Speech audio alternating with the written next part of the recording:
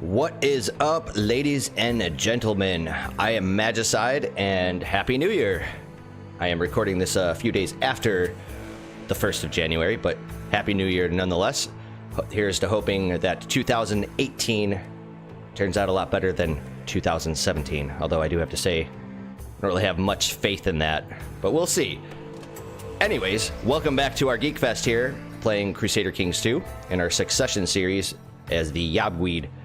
I did receive the save file back from Bretman, I think a few days after Christmas, and I had a chance to actually boot up the game and take a look at the game state, as it were. As you can see, well, we pretty much own almost the entire map. And he did fill me in on kind of the major bullet points of what happened during his playthrough. Apparently, China had declared two different wars on us. One to restore the actual Western Protectorate, these guys, this the little yellow group over here, for one, and then for two, they also declared a war, apparently, like right after they restored the Western Protectorate, to make us a tributary. That's why it says Western Protectorate instead of the Yabguid Khaganate. So that sucks, but apparently we were still making a whole shit ton of money here, as you can see here. Almost 400 ducats a turn. And we've got a lot of money in the bank here. It's unfortunate. I'm not really a big fan of the whole Jade Dragon expansion. I think in theory, on paper, it sounded interesting, and it sounded like it might actually work, but it sucks because, you know, there's nothing you can really do against China if you get big, huge, and scary like this, because they end up sending over 160,000 troops, and they take a tactic straight out of my playbook, which is that they'll march their troops over here, they'll just assault away, and then they'll win their war by the before you even have a chance to actually marshal all of your troops and get them over there in time to actually fight them, which really sucks. I'm really displeased with that. Right now, if we look at the China tab, they are stable at the moment, which is really awful. I do have to say that when I booted up the save file here, I didn't actually unpause the game. I just went ahead and took care of some of the tabs up here, like to get married, change focuses, and whatnot. I did get a new war horse and did the whole sky burial thing, or at least I initiated it. So here's the thing.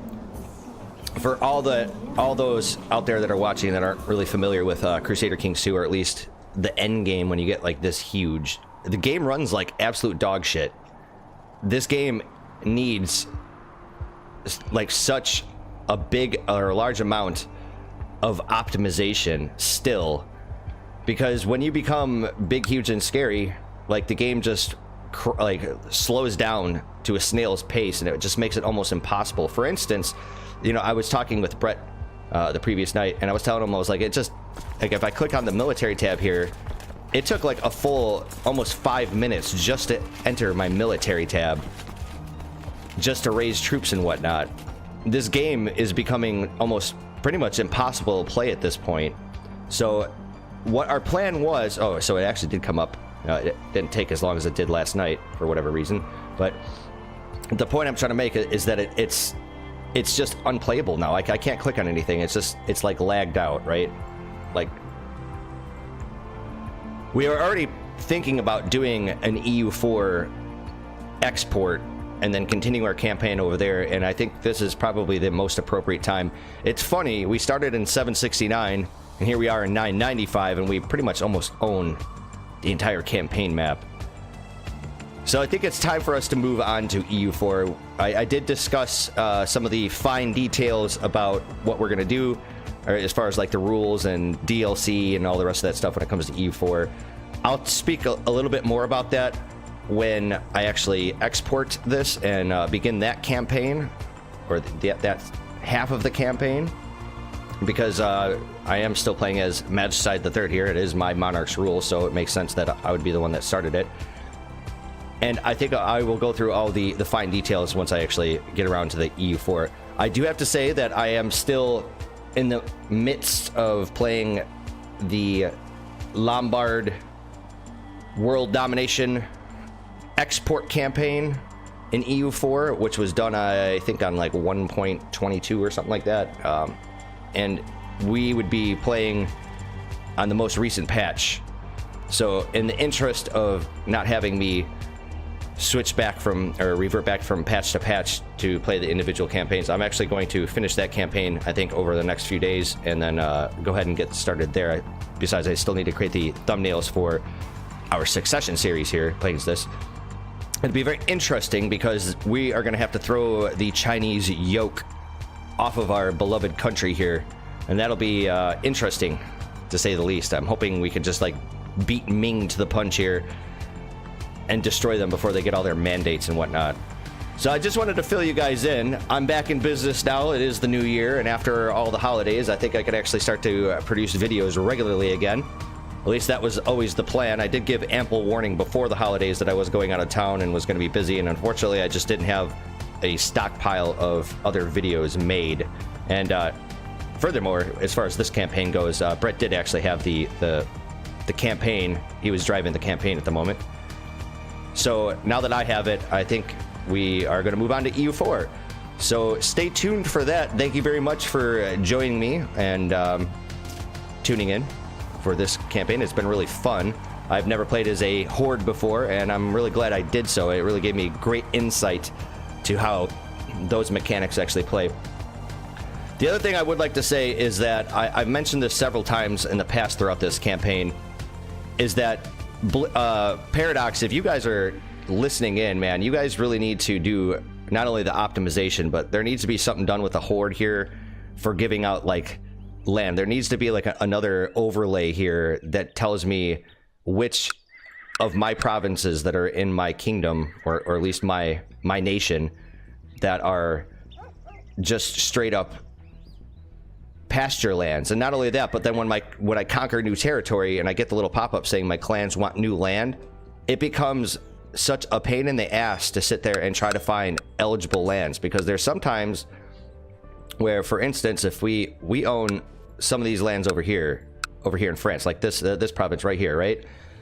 And if I give this away to one of my clans, there's a good possibility that it's not going to be eligible. It's not going to make them shut up, and it's not really explained whether or not the clans want just a certain amount of these pasture holdings, or if they want an entire province that has only pasture holdings. It's not really well explained, and there's just no way of actually going through this stuff in an efficient manner, because I have to basically click on every individual province to try to find one that I own that would be eligible to give away to my clans, that would make them, that would suffice, you know, that would make them kind of shut up and go away.